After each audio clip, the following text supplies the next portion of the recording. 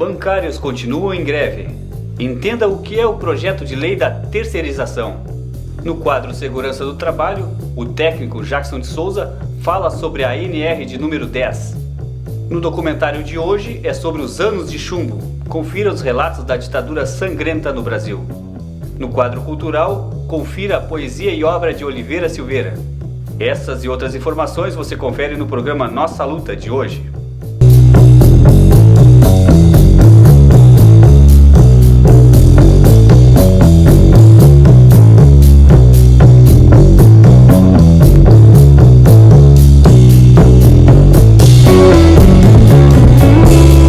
Boa noite, eu sou o Clóvis Rogério e esse é o programa Nossa Luta, apresentado pelo Sindicato da Alimentação de Pelotas.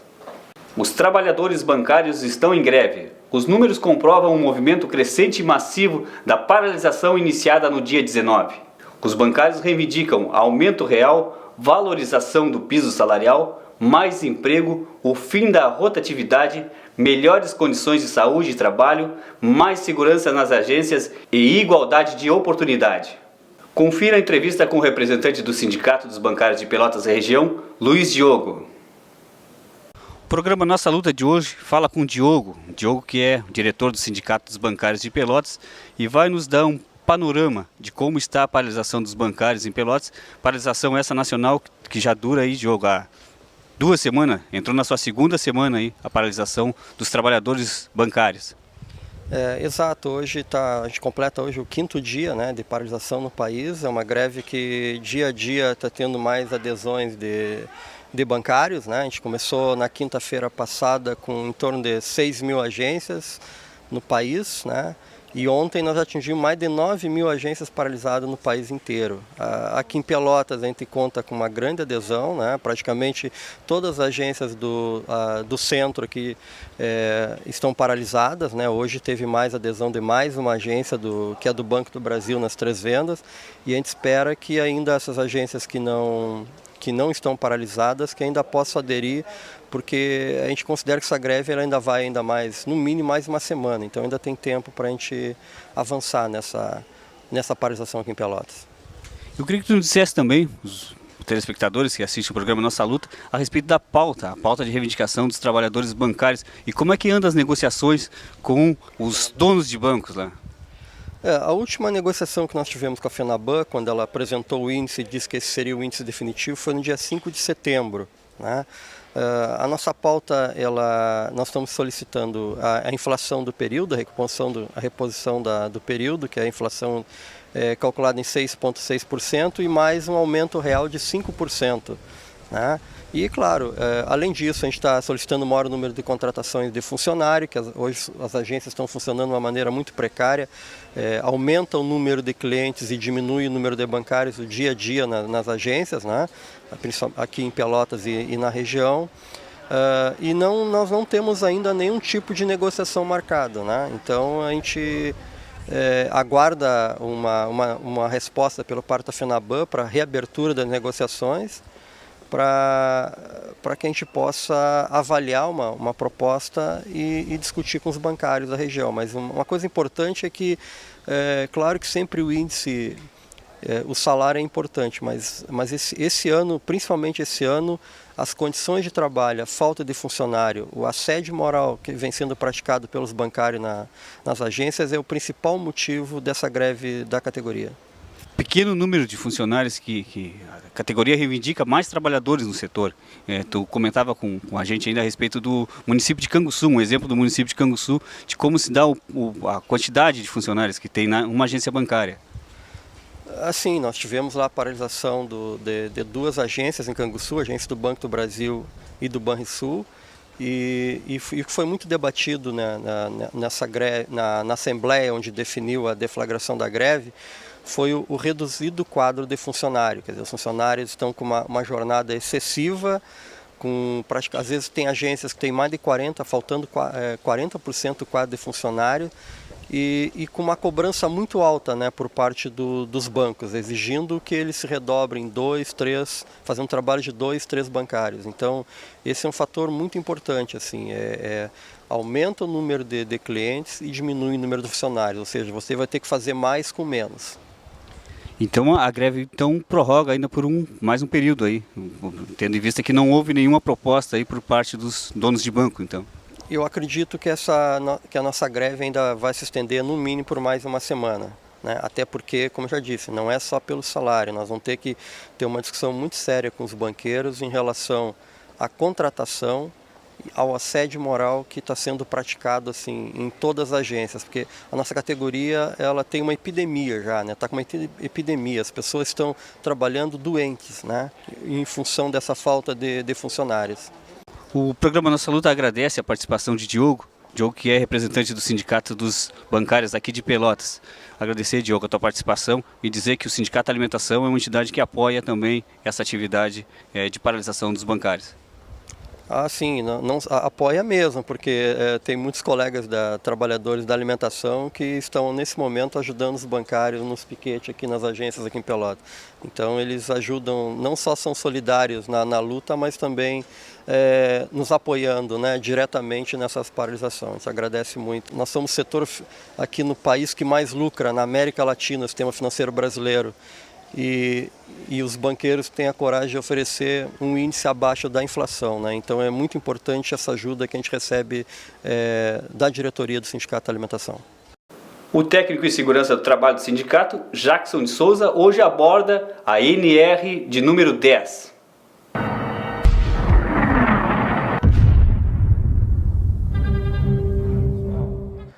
Hoje nós vamos falar sobre a NR10, tá? Que traz para nós aí a segurança no trabalho em instalações elétricas, tá?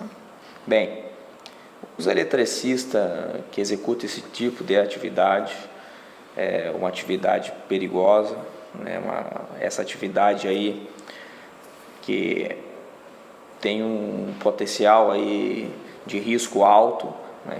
Em muitos casos leva muitos trabalhadores à morte. Então essa norma NR10, norma regulamentadora número 10 do Ministério do Trabalho, ela traz um dispositivo ali que informa o seguinte, que todo eletricista, né, que execute essa atividade dentro de indústrias, tá, ele tem que ter uma capacitação, né, que nós chamamos o curso DNR10, ok? Onde nesse curso aí ele vai ter uma base sobre equipamentos de segurança, procedimentos, né, com trabalho com alta, baixa tensão, né, sinalização. Ele vai ter um conhecimento a mais aí para se evitar, né, o que nós encontramos e a gente percebe nos meios de comunicação aí, um índice um tanto quanto relevante, né, de acidentes nesta área aí com eletricidade, tá? Isso é um item que não deve passar despercebido, ok? Se você já fez por acaso um curso de NR10 e dentro da empresa que você trabalha foi acrescentado, por exemplo, alguma instalação diferente, houve alguma alteração, né, desde a época que você já tinha feito esse curso, a norma traz que então toda vez que se é alterado alguma característica, se deve fazer uma reciclagem, ok? Tá? Uma reciclagem deste curso aí para que você venha entender novas medidas, né? Para que a norma também ela se atualize e assim você vai se mantendo sempre qualificado para executar essa atividade e com segurança, né? E evitando aí um possível acidente com você, tá? Se você não tem esse curso, tá? Nossa orientação é que você vá junto ao seu empregador, o seu gerente, o encarregado, ou se a empresa tem um técnico em segurança, procure, né? Fale com as pessoas aí responsáveis e solicite, né? Que isso vai ser bom para você, vai ser bom para a empresa, né? E vai evitar aí acidentes do trabalho, tá ok? Segue a dica, né, de hoje para vocês. Curso de NR10 aí, se capacite, tá bem? E se livre do acidente de trabalho. Obrigado.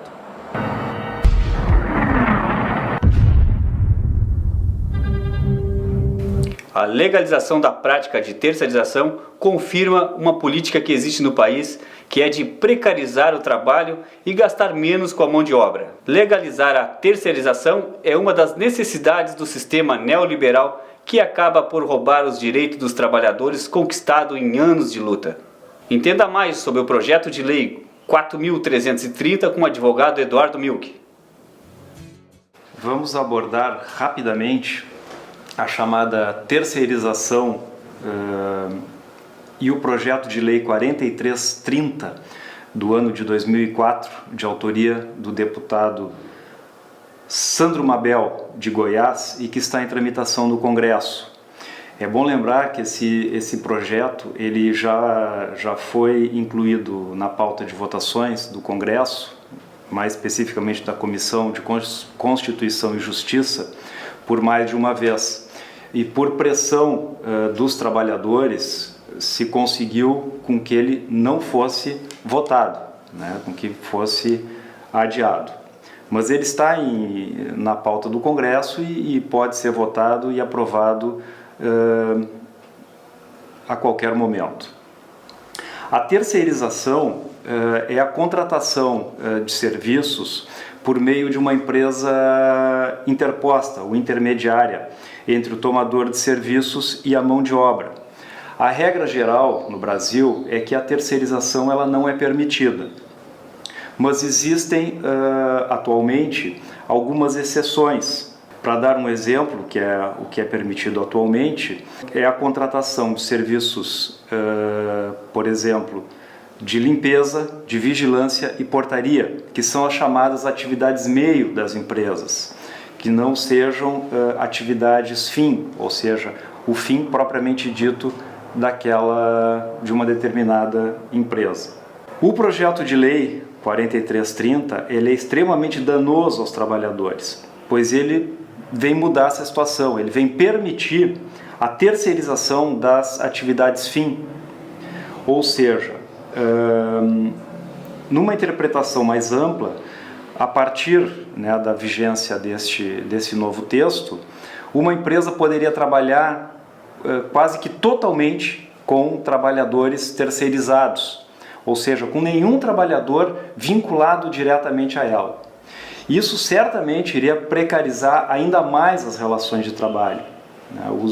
Todos os dados estatísticos apontam que as empresas terceirizadas pagam salários menores do que aqueles obtidos por trabalhadores diretamente vinculados às empresas, e também a ocorrência de acidentes do trabalho ela é bem maior por parte de trabalhadores vinculados às terceirizadas.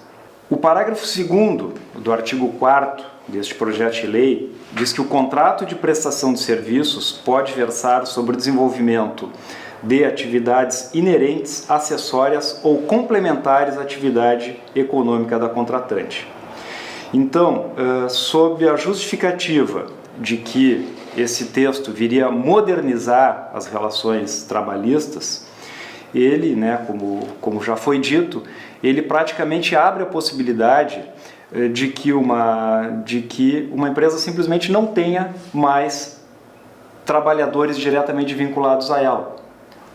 Poderia haver um corpo diretivo, e todos os demais funcionários serem terceirizados, ou seja, pertencentes a várias outras empresas que fariam a intermediação dessa mão de obra.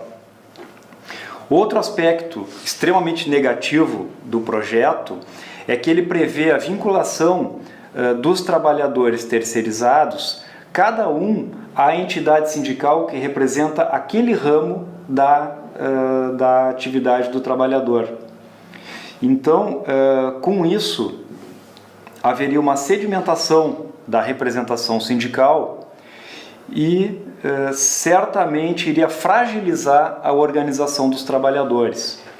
Eis que hoje a representação sindical ela é feita por meio da atividade preponderante da empresa. Salvo poucas exceções, é um só sindicato que representa todos os trabalhadores. De acordo com o texto deste projeto de lei, poderiam haver vários sindicatos representando, cada sindicato representando um segmento específico da mão de obra terceirizada.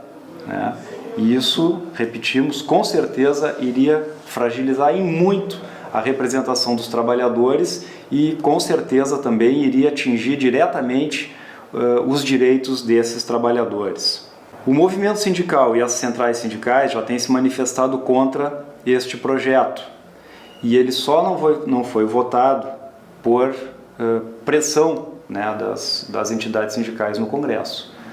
Mas, como já foi dito, ele continua em pauta e representa certamente um grande risco para os direitos dos trabalhadores. Relatos comoventes antes silenciados pelos traumas do regime, que nos passam informações preciosas sobre os últimos 50 anos de história do Brasil. É o que você vai ver no documentário de hoje. O filme trata de maneira objetiva os relatos dos que lutaram contra a ditadura militar no Brasil, quebrando os mitos criados pela mídia tradicional, mesma que apoiou o golpe de Estado.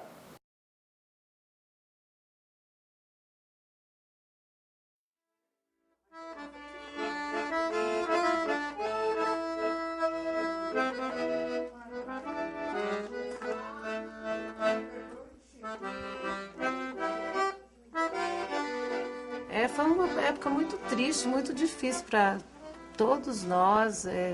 Todos assim, a gente ficava muito preocupado com o tio Francisco, porque a pessoa que passou por um trauma desse era para só viver tomando pílulas de remédio, psiquiatra para cá e para lá. Ele não, ele leva a vida dele assim, zen, na sanfona, na música, ele acredita na humanidade.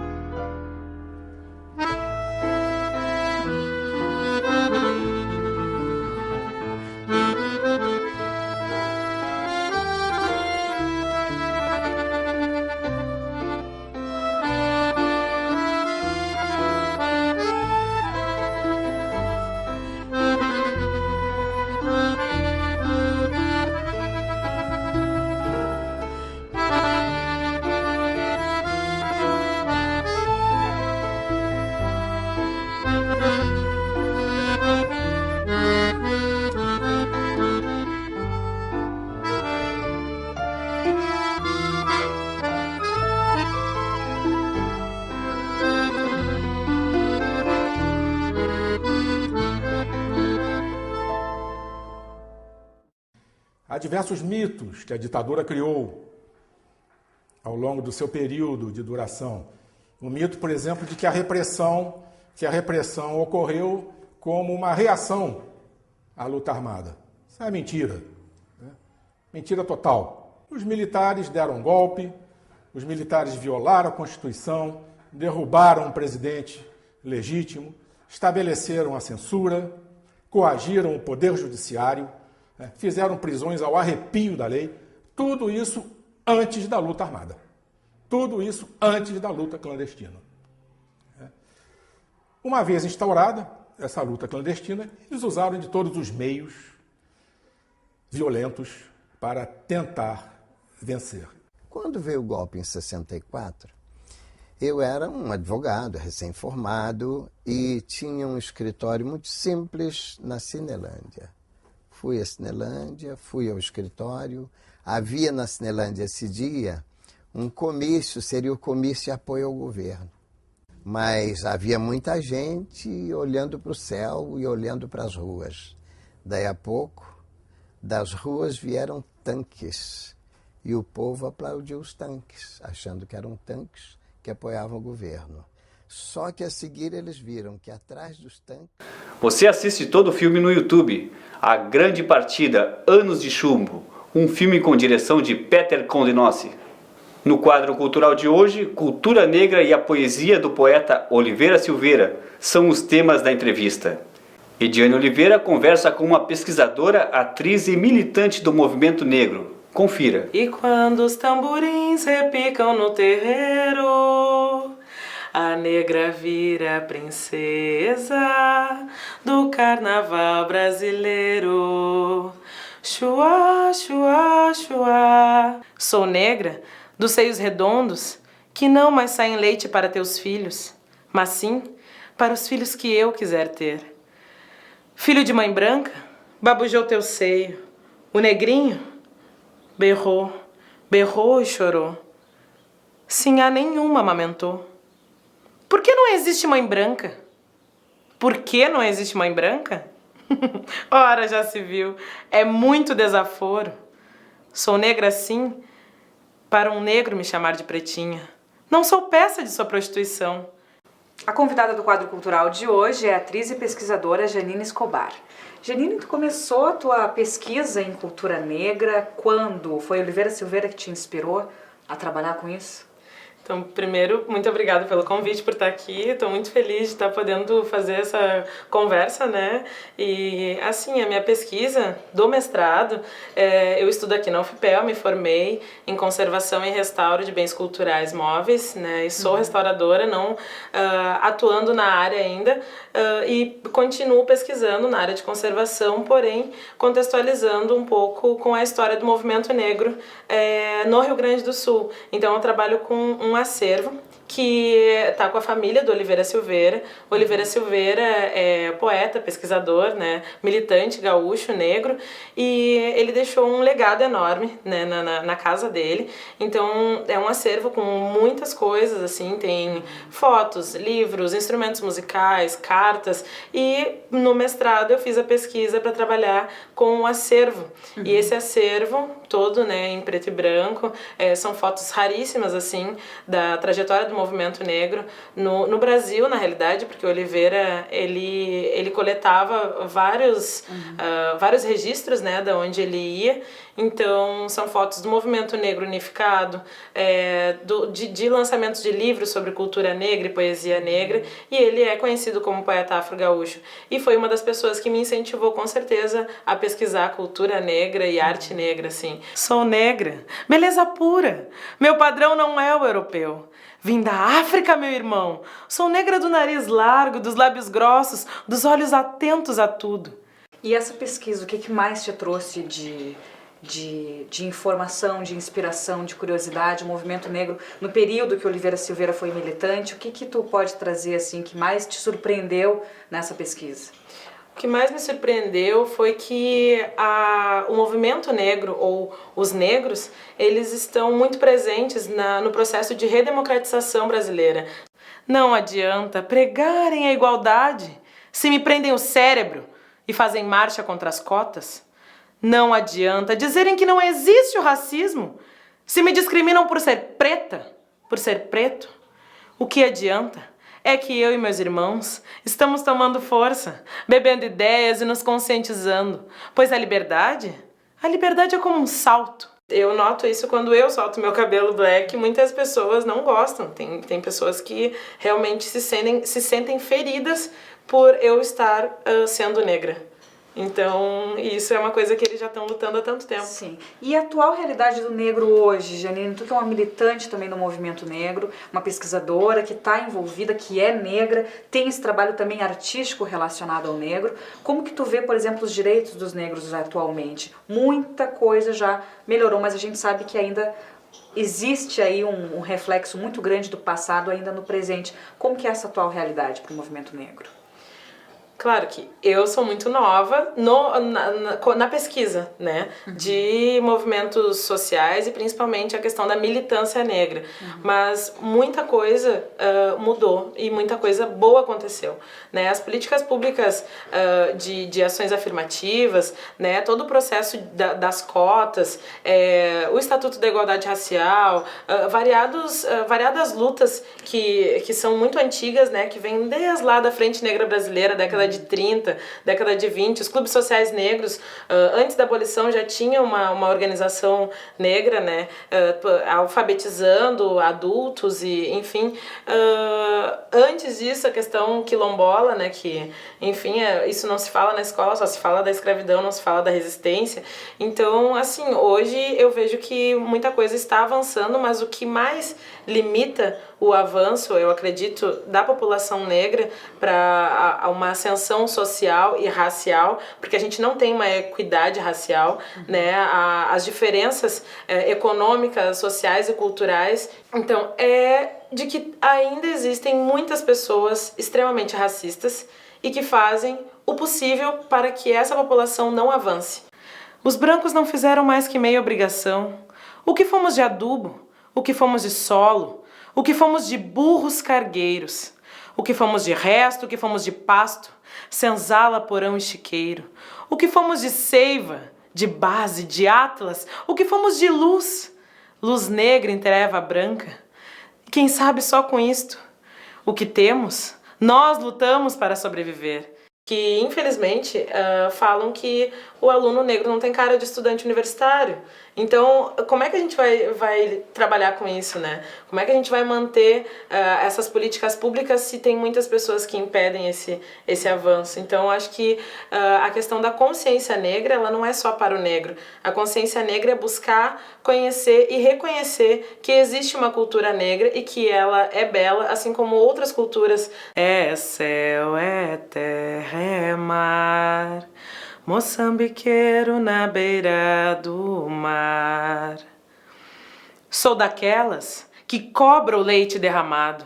Vovó, que não era vaca, morreu seca, e seus bezerros brancos, hoje touros desmamados, ainda procuram tetas para seus rebentos viciados. Sou daquelas que cobra o leite derramado e não aceito esmola do que me foi roubado. Quanto esplendor naquele vestido de prata, Maria é destaque na noite multicor, mas quanta água, doutor, carregou na lata. Chua, chua, chua, o morro pra sonhar tem 4 dias.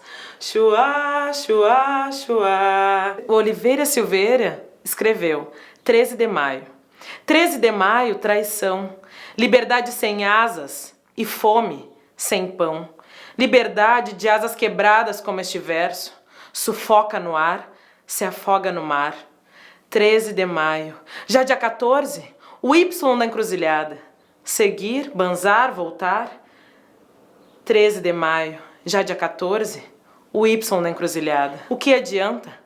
É que eu e meus irmãos estamos tomando força, bebendo ideias e nos conscientizando, pois a liberdade é como um salto. O impulso são os nossos punhos. Agololaro, ia um arô, arocoroloxum, ia um oxum, leque leque lolefu, ia o efu, eminu leque odamio, mara um axé, axé, mara um axó, axé, mara um jé, axé, mara um batá, axé, mara um ilê, axé, mara um omó. Axé, Iami, Oxum lá, Ibaum lê, axé nijna. Por que não existe mãe branca? Ora, já se viu, é muito desaforo. Sou negra sim, para um negro me chamar de pretinha. Não sou peça de sua prostituição, nem para seu fogão, nem para serviçais da vida, mas sim para o batuque do meu povo guerreiro, nas favelas, nos morros, nos quilombos ou nos terreiros de candomblé. Minha mãe não é Nossa Senhora, mas sim Iemanjá, rainha das águas, sereia do mar. Meu herói não é Princesa Isabel, mas sim Lélia Gonzalez, Zumbi dos Palmares. Como é bom ser negra! Como é bom ser negra para toda esta beleza! Sou negra e princesa do Congo, em Angola, na Nigéria, na África do Sul ou no Brasil. Sou negra, apesar de você me chamar de jambo, mulata, cor de cuia, cor de jambo, moreninha ou qualquer outro matiz. Sou negra e não vou reforçar o sistema que está aí.